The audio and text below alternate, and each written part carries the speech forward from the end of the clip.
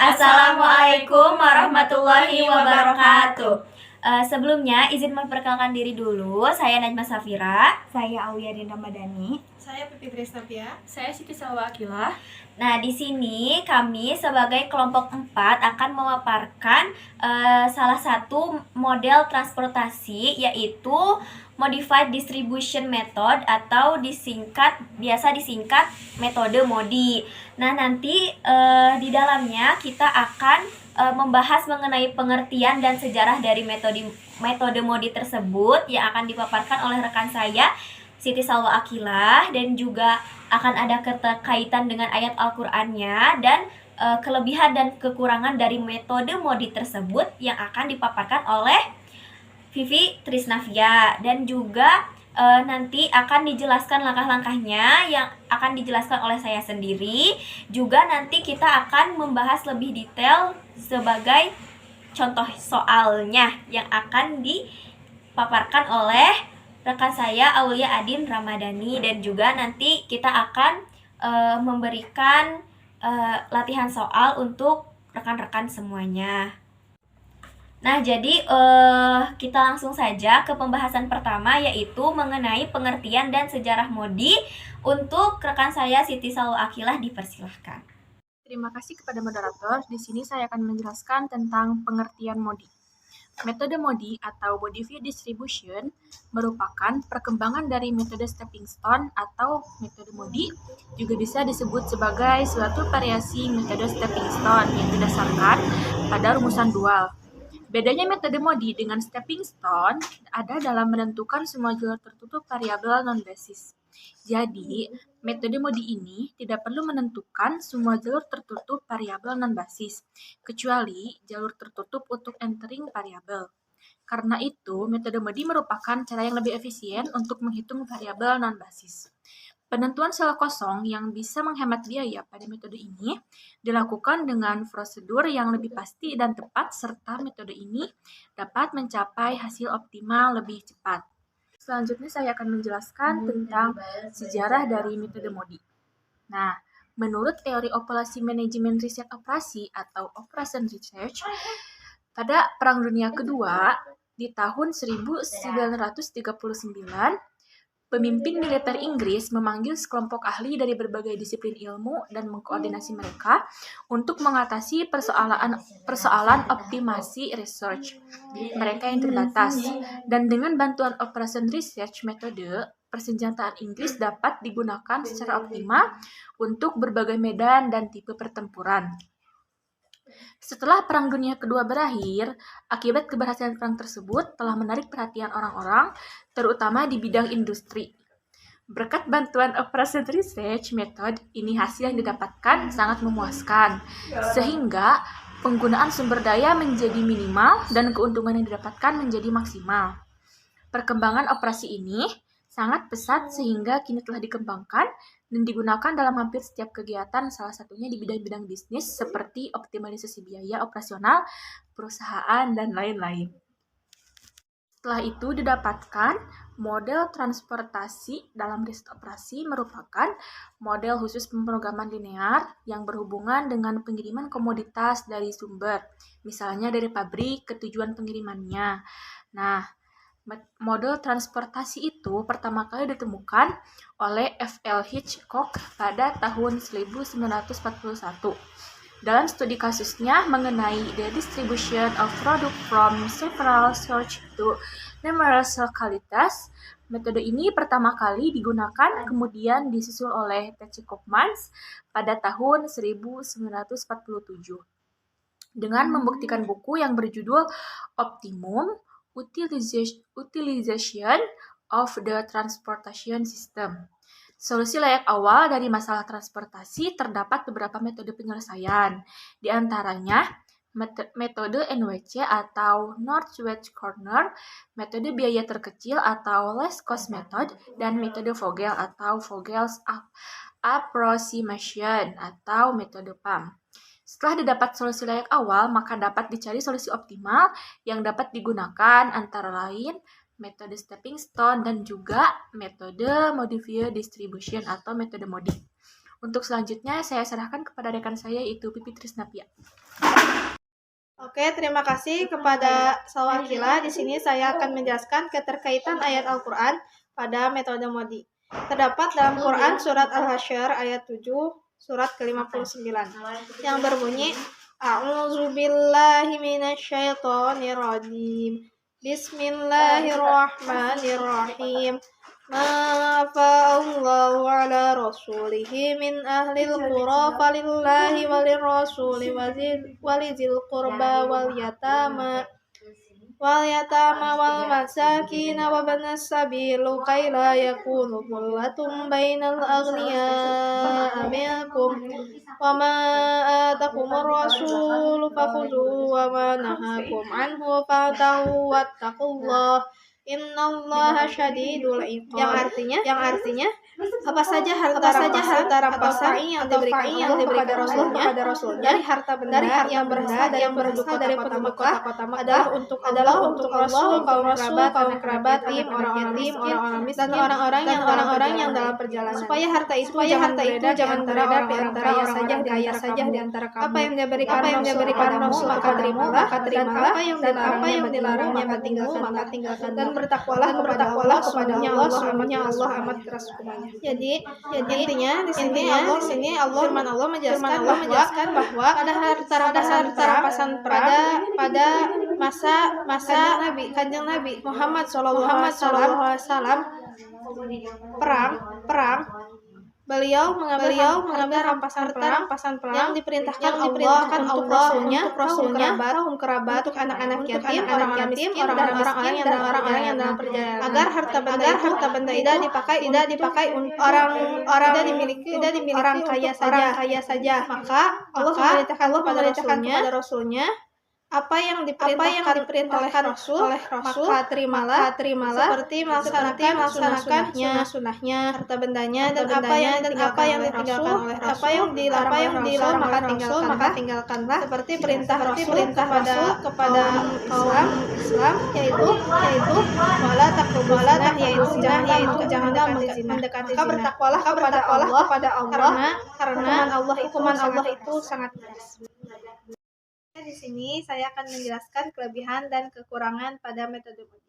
Yang pertama, penentuan sel kosongnya bisa menghemat biaya, dapat dilakukan dengan prosedur yang lebih pasti dan tepat. Jadi, pada metode MODI ini, apabila ada sel kosong yang terdapat pada metode ini, maka bisa menghemat biaya dengan prosedur yang lebih tepat dan sesuai. Yang keduanya yaitu mencapai penyelesaian optimal yang lebih cepat. Dibandingkan metode stepping stone, penyelesaian metode MODI itu pengoptimalannya lebih cepat. Yang ketiga yaitu hanya membutuhkan satu lob yang didapat setelah menentukan sel dengan indeks perbaikan terbesar. Jadi pada metode MODI ini hanya membutuhkan satu lob saja setelah menentukan sel indeks perbaikan terbesar. Jadi setelah menentukan sel indeks perbaikan terbesar itu hanya membutuhkan satu lob saja. Untuk kekurangannya yaitu sedikit rumit dan diperlukan ketelitian dalam pengerjaannya. Jadi harus lebih teliti lagi dalam pengerjaannya agar tidak salah untuk kedepannya. Dan sedikit rumit pada metode MODI ini. Oke, selanjutnya akan dilanjutkan oleh rekan saya yaitu Najma Zafira. Baik, terima kasih untuk waktu dan tempatnya. Jadi untuk selanjutnya yaitu langkah-langkah dari penyelesaian metode modified distribution ini. Sebelum kita masuk ke dalam langkah-langkahnya, kita harus mengetahui dulu apa saja notasi-notasi yang ada di dalam metode MODI ini. Yang pertama itu ada RI, yaitu nilai yang ditetapkan untuk baris I. Lalu ada KJ, yaitu nilai yang ditetapkan untuk kolom J. Dan juga ada CIJ, yaitu biaya transportasi dari sumber I ke tujuan J. Sebelum masuk ke langkah penyelesaian modinya itu, kan kita harus mencari dulu solusi layak awal dari masalah transportasinya. Yaitu bisa dengan metode NWC atau Northwest Corner atau sudut barat laut, juga bisa menggunakan metode biaya terkecil atau least cost method, dan juga bisa menggunakan metode Vogel atau Vogel's Approximation Method, disingkat VAM. Nah, lalu baru kita masuk ke menghitung nilai setiap baris dan kolom dengan menetapkan RI ditambah KJ sama dengan CIJ. Nah, formula tersebut berlaku untuk sel yang mendapatkan alokasi saja. Nah, tabelnya kan seperti ini ya. Tadi kan kita disuruh menetapkan RI ditambah KJ sama dengan CIJ. Nah, untuk yang langkah awal, langkah pertama itu selalu kita misalkan dulu R1-nya itu sama dengan 0. Nah, setelah semua persamaan telah tertulis, lalu kita mencari solusi untuk semua R dan K untuk semua sel yang terisi saja. Nah, jika semua R dan K-nya itu sudah diketahui, nah kita selanjutnya menghitung indeks perbaikan dengan menggunakan formula opportunity cost atau OC. Yaitu sama dengan CIJ dikurangi RI dikurangi KJ, atau bisa juga dengan CIJ dikurangi RI ditambah KJ. Tujuan dari indeks perbaikan ini atau dari opportunity cost ini untuk mengetahui apakah sebuah solusi awal itu sudah optimum atau belum. Nah, jika masih ada OSI yang negatif, artinya programnya itu belum optimal. Nah, tapi kalau misalkan sudah positif itu berarti sudah optimal. Nah, jika terdapat OCIJ yang negatif itu, kita harus melakukan perbaikan lagi. Yang pertama itu dengan cara pilih variabel dengan nilai OCIJ negatif terbesar sebagai entering variabelnya. Lalu kita membuat loop pada sel kosong atau variabel yang terpilih tadi.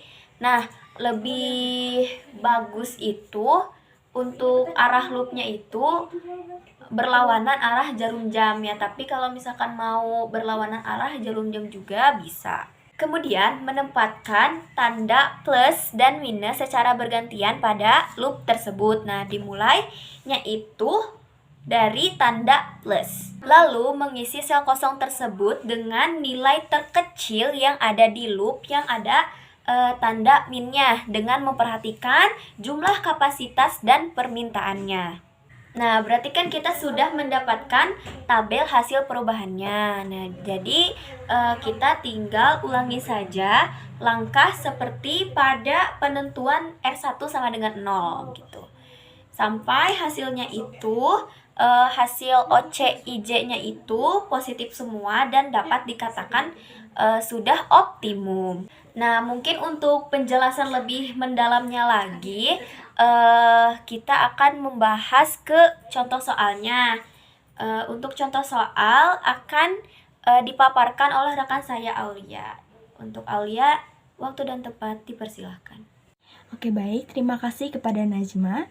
Di sini kita akan menerapkan langkah-langkah yang sudah dijelaskan tadi pada contoh soal, yang dimana contoh soalnya itu adalah suatu perusahaan mempunyai 3 buah pabrik di W, H, dan P dengan kapasitas masing-masing 90, 60, dan 50 ton. Lalu perusahaan menghadapi masalah alokasi hasil produksinya dari pabrik-pabrik tersebut ke gudang-gudang penjualan di A, B, dan C dengan kebutuhan 50, 110, dan 40 ton. Nah, ongkos angkut biayanya itu adalah 000 rupiah dalam jumlah ribuan gitu ya per ton.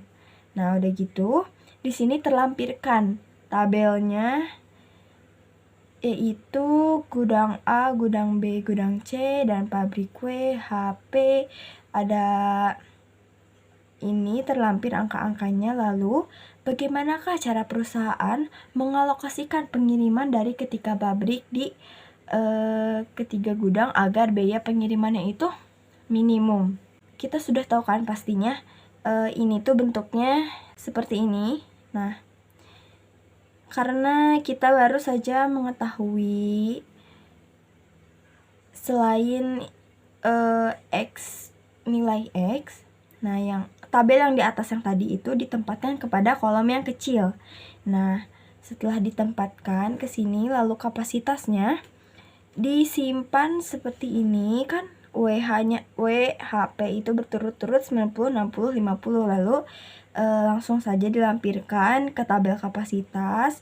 Lalu yang 50, 110, dan 40-nya itu dilampirkan kepada permintaannya. Nah, karena X-nya itu belum diketahui, nah X11-nya itu kolom 1 gudang A itu 1, pabrik W itu 1, jadi kita sebut aja paling mudah X11. Terus gudang B pabrik W jadi X12, begitupun seterusnya sampai X33. Nah, untuk dijumlahkan semuanya kapasitas dan permintaannya itu adalah sama 200. Nah, langkah selanjutnya untuk mengetahui nilai X, kita menentukan dengan metode Northwest Corner Rule. Nah, kita alokasikan dulu. Nah, untuk cara gampangnya nih ya, kalian lihat permintaannya dan kapasitas itu kita caranya dari bentuknya itu seperti ini. Nah, seperti ini. Lalu kita ini ya, itu kan dari gudang AW, gudang HA, PA, lalu WB, dan WC. Jadi yang atas, yang paling atas dengan yang paling pinggir, lalu setelahnya, dan terakhirnya yang ujung paling ini. Nah, udah gitu kita tentukan dari permintaan dan kapasitasnya itu yang paling kecil yang mana, dari antara 50 sama 90. Yang paling kecil itu 50 kan. Nah, kita simpan di X11, kita simpan di XWA. Nah, kita tulis 50. Nah, terus karena permintaannya 50, yang 50 ini, yang 50 di WA ini masih bisa dialokasikan tidak? Tidak kan? Nah, udah habis. Nah, jadi kita tulis XX. Lalu, nah, kita beralih ke pinggir, ke WB. Nah, kapasitasnya itu adalah 90 kan nih di pinggir. Nah, masih ada sisa enggak dari yang 50 awal tadi? Ada sisa 40. Kita alokasikan ke WB. Nah, jadi semuanya itu 50 sama 40, totalnya 90. Nah, kita bisa alokasikan lagi enggak ke pinggir? Tidak bisa, karena sudah habis, karena totalnya juga udah 90, jadi kita tulis X. Lalu kita pindah ke kayak gini di bawahnya, yang HB, PB, dan HC. Nah, gini kan. Nah, udah gitu kita bandingkan dengan 110 dengan 60, lebih kecil mana? 60. Nah, kita tulis langsung 60. Nah, untuk ke bawah kita isi tabel yang ke bawah. Nah, masih ada sisa tidak? Kita bawa dengan yang sebelumnya di atas, ada 40. Nah, 40 sama 60 itu 100. Sisanya ada berapa? 10. Nah, kita tulis sisanya, kita alokasikan 10. Nah, setelah kita jumlahkan yang ini, udah pas nih 110. Nah, lalu kan udah beres tuh yang ini. Nah, kita pindah ke yang ujung. Nah, ada 40 dan 50. Lebih kecil mana? 40. Nah, kita langsung aja tulis 40. Nah, karena udah gak bisa dialokasikan lagi, jadi ini udah pas ke atas udah 40. Terus ke sini juga udah 50 kan, di sampingnya ada 10 ya. Jadi totalnya ini udah 50, ini udah 40 juga. Nah, setelah itu, setelah menentukan isi yang tengahnya itu pakai NWC, NCR. Nah, lalu kita dapat menentukan bilangan baris R dan kolom, yaitu K. Untuk setiap sel isinya itu R sama dengan 0. Nah, kita sebelumnya hitung dulu biaya transportasi yang kita hasil dari yang pertama, tabel solusi awalnya itu. Jadi kita bisa tahu nanti ada perbaikan atau tidak, biayanya mengurang atau tidak gitu. Nah, kita hitung hitungnya itu yang tabel yang diisinya aja, yang udah diisinya aja nih. Nah, 50 kali 20 berapa? 50 kali 20 ditambah 40 kali 5 ditambah 60 kali 20 ditambah 10 kali 10 ditambah 40 dikali 19. Nah, setelah dikalikan terlebih dahulu, semuanya ditambah. 1000 ditambah 200 ditambah 1200 ditambah 100 ditambah 760, hasilnya adalah 3260. Karena tadi biayanya itu 00 rupiah, ribuan, jadi kita langsung kalikan aja. Jadi biaya transportasi awal yang kita temukan itu adalah 3.260.000. Nah, itu yang awal. Nah, masih bisa tidak diminimumkan. Nah, selanjutnya kita memakai pakai rumus yang CIJ sama dengan RI ditambah KJ. Nah, dalam penggunaan rumus ini kita tetapkan kepada variabel basis, yaitu atau selnya itu yang ada isinya. Jadi yang kosong kita biarkan dulu. Nah, kita isi yang pertama, yang ada isinya itu kan yang sel WA atau 11. Nah, kita tulis sel 11, sel 12, sel 22, sel 32, dan sel 33. Nah, habis itu kita mulai dari yang 11. Rumusnya itu kan CIJ ditambah RI ditambah KJ. Nah, karena di sini C-nya 11, berarti R-nya itu adalah R1 dan K-nya itu juga K1. Nah, kita langsung masukkan aja. C11-nya itu adalah yang kotak kecil, 20. Nah, sama dengan R1-nya itu berapa yang tadi? 0. Nah, K1-nya belum ditemukan. Lalu K1-nya kita bisa hitung adalah 20. Nah, untuk yang 12, rumusnya sama seperti tadi. Jadi kita masukkan ke C12 sama dengan R1 ditambah K2. Nah, C12-nya itu berapa? 5. Lihat kotak yang kecil tadi. 5 sama dengan R1-nya 0, K2-nya belum ditemukan. Jadi, kita bisa menghasilkan K2-nya itu adalah 5. Nah, lalu yang 2,2, rumusnya adalah C22 ditambah R2 dan ditambah K2. C22-nya itu adalah 20. Nah, lihat. Sama dengan R2. R2-nya belum ditemukan karena kita baru nemuin K1 dan K2. Lalu ditambah K2. Nah, K2 tadi berapa? 5. Nah, jadi kita bisa menentukan R2-nya itu adalah 15. Nah, selanjutnya yang sel 32, yaitu kita langsung aja masukkan C32-nya 10, lalu R3-nya kami ditemukan, dan K2-nya itu kita lihat yang tadi, hasilnya 5. Jadi kita dapat R3-nya itu sama dengan 5. Lalu yang terakhir, sel 33, yaitu C33-nya adalah 19, sama dengan R3 yang sudah kita hasilkan tadi, 5. Jadi kita bisa menentukan K3-nya itu adalah 14. Nah, untuk mengetahui apakah solusi yang kita hitung tadi itu sudah optimum atau belum, kita menentukan dengan pakai opportunity cost atau OC, atau lambangnya bisa C besar. Kalau yang ini kan C kecil ya. Nah, ini bisa diituin C besar dari setiap sel kosong. Kalau tadi sel isi, kalau sekarang ditentuin pakai yang sel kosong. Nah, kalau hasilnya itu masih ada yang negatif, berarti itu belum optimum dan harus melakukan perbaikan. Dengan rumusnya itu adalah CIJ dikurangi RI dikurangi KJ, atau CIJ dikurangi RI ditambah KJ. Nah, itu sama aja, hasilnya sama aja ya. Cuman di sini saya pakai yang dalam kurung yang ditambah dulu gitu.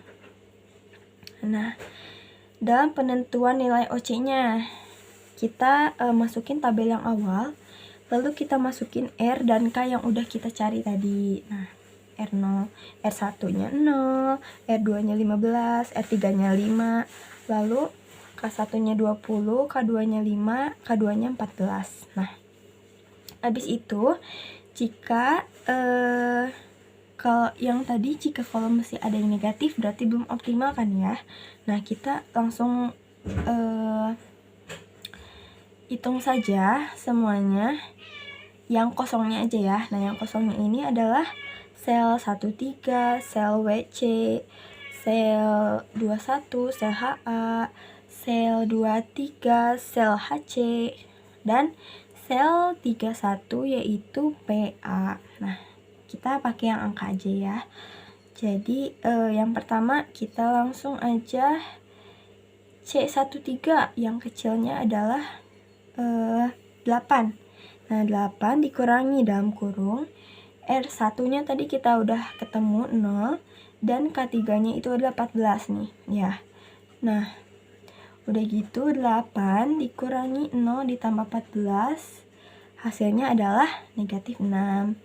Lalu sampai bawah semuanya dijumlahkan, dikurangkan. Nah, kita lihat tuh hasilnya mana yang paling negatif, yang paling kecil. Nah, yang paling negatifnya itu adalah negatif 20. Kita tandain warna biru. Berarti itu yang akan dijadikan patokan untuk perbaikan. Nah, langsung masuk aja ke perbaikan yang pertama. Tabelnya sama seperti tadi, namun kita tentukan panahnya. Dalam perbaikan kita mulai dari yang tadi, yang tabel 21 yang nilainya paling negatif. Nah, kita mulai dari situ. Karena diusahakan panahnya itu seperti ini ya. Nah, jadi ke kanan berlawanan arah jarum jam, diusahakan seperti itu. Kita mulai dari sini ke sini, ke sini, ke sini, ke sini. Jadi usahakan loncatnya itu ke sel yang berisi, jangan yang kosong. Nah, jadi pokoknya mau sejauh apapun, yang penting singgahannya itu harus yang berisi, gak boleh yang kosong gitu. Nah, karena ini di sekitarnya itu diisi, kita langsung aja isinya ke kanan, lalu ke atas, lalu ke sebelah kiri, lalu kembali lagi ke tempat yang awal. Nah, diawali, jadi kita tentukan, lalu selanjutnya kita tentukan plus minusnya dari terus kita juga menentukan mana yang paling kecil kan ya. Nah, kita tandai plus minusnya itu dimulai dari yang angka tadi yang paling negatif itu, yaitu kolom 21, yaitu sel HA. Nah, kita mulai dari situ positif, laku kanan negatif, ke atas positif, ke kiri negatif. Nah, kita tentuin nih mana nilai yang kolom yang ini yang paling kecil. Nah, kita pilih yang bagian yang negatifnya aja. Nah, yang paling kecilnya itu adalah 50, bukan 40. Nah, supaya nilainya juga bisa ada salah satu yang kosong, jadi masih tetap dilanjutkan perbaikannya seperti pada peraturannya. Nah, setelah itu udah aja kita langsung ubah. Karena nilai paling kecilnya adalah 50, maka semuanya ditambah dan dikurangi dengan 50. Nah, yang kosong tadi ditambah 50 jadi 50, lalu 60 jadi 50, yang 40 jadi 90, dan yang 50 jadi habis. Karena dikurang 50 tadi kan. Nah, jadilah tabel hasil perbaikan satunya itu seperti ini. Nah, ini tabel baru. Nah, kita cek nih berapa biaya transportasi setelah dihitung. Biaya transportasinya sama seperti yang awal tadi, dihitungnya dikali-kalikan semua pada sel yang ada isinya. Lalu hasilnya adalah jika dikalikan dengan biaya per itunya, yaitu 2.260.000. Nah, selanjutnya kita ulangi langkah yang paling pertama, yaitu menentukan nilai R dan K. Nah, langkahnya sama seperti yang awal, yaitu kita ambil dari sel yang ada isinya, yaitu sel 12, 21, 22, 32, dan 33. Nah, setelah itu kita hitung rumus, yaitu sel 12 C, yaitu menjadi C-nya itu adalah 20. C-nya itu adalah 5 sama dengan R1-nya itu emang sudah ditetapkan 0 kan ya. Jadi 5 sama dengan 0 dan ditambah K2. Jadi kita bisa menentukan K2-nya itu adalah 5. Nah, setelah itu kita seperti itu. Jadi ke bawahnya juga sampai 3,3-nya itu langkahnya juga sama kayak gitu. Lalu selanjutnya penentuan nilai OC. Nah, dimana tabelnya itu sama kayak tadi, cuman ditambah nilai R dan K yang sudah kita tentukan tadi. Kita tambahin di ujungnya R dan K. Lalu selanjutnya kita menghitungkan OC. Pakai rumus yang dikurang-kurang tadi itu kan. Nah, cuman saya pakai yang ini. Kita penggunaannya ke sel yang kosong. Sel kosongnya itu adalah 11, 13, 23, dan 31. Nah, habis itu kita pakai rumus, langsung aja masukin sel 11 di mana C-nya itu adalah 20 dikurangi R1-nya 0, K-nya 0, maka OC-nya itu adalah 20. Semuanya dihitung dengan rumus yang sama. Kita cari nilai yang paling negatif, yaitu adalah negatif 19. Nah, kita tandai warna biru seperti tadi. Nah, ada negatifnya, berarti ini biaya yang tadi kita hitung itu belum optimum, masih bisa minimalkan lagi. Nah, kita ulangi dalam perbaikan. Kita tentukan perbaikan, yaitu panahnya seperti ini. Nah, lalu kita udah menentukan nih. Nah, yang paling kecilnya itu adalah berapa tadi kan, plus minus. Yang paling kecilnya dari negatifnya itu adalah 10. Berarti semuanya ditambah dan dikurangi dengan angka 10. Dan ini tabel perbaikannya, hasil perbaikannya menjadi seperti ini. Lalu setiap dari hasil perbaikan kita hitung aja biaya transportasinya. Kita jadi bisa meriksa ini tuh udah ngurangin apa belum gitu. Nah, setelah kita hitung biaya transportasinya dari hasil perbaikan, kita nemu biaya transportasinya menjadi 2.070.000. Nah, ini udah ngurangin kan ya. Nah, karena yang tadi belum optimum, kita ulangi aja langkahnya seperti awal, paling awal yang pakai rumus RI ditambah KJ. Kita hitung seperti ini. Nah, ini kita dapat R dan K dari 1 sampai 3-nya. Lalu kita masukkan ke tabel dalam penentuan OC. Lalu selanjutnya kita hitung dalam rumus OC, yang dimana penempatannya pada sel yang kosong, dimana di sini kita nemu yang paling negatifnya itu adalah negatif 6. Nah, karena masih ada yang negatif, itu masih belum optimum. Nah, itu kita tandain sebagai yang paling negatif warna biru. Kita lanjutkan perbaikan. Kita tentuin panahnya, loopnya. Nah, ini jadi nggak harus yang terdekat ya. Jadi bisa yang jauh. Nah, asal si singgahannya itu sel yang kita tempatin itu ada isinya, nggak boleh kosong. Nah, kita tentuin plus minusnya. Yang paling kecil itu adalah 30. Jadi semuanya ditambah dan dikurangin pakai 30. Dan ini hasil perbaikannya. Lalu dihitung biaya transportasinya adalah 1.890.000. Lalu ini kita periksa apakah sudah optimal atau belum. Kita pakai rumus yang awal lagi. Kita ketemu R dan K-nya, lalu dimasukkan ke tabel. Lalu kita menentukan OC-nya di sel yang kosong. Nah, kita hitung semuanya. Hasilnya udah positif semua nih, berarti semuanya sudah optimal. Nah, jadi biaya yang kita hitung tadi itu sudah yang paling kecil. Jadi karena nilai OC-nya tidak ada negatif lagi, maka penyelesaiannya udah optimum. Dan jadi biayanya yang paling minimum itu untuk mengalokasikan barang yaitu 1.890.000. Nah, itu untuk kesimpulan dari soalnya. Nah, selanjutnya saya akan serahkan kepada moderator. Mungkin cukup sekian penjelasan mengenai metode MODI dari kami sebagai kelompok 4. Mungkin kurang lebihnya mohon dimaafkan. Sekian.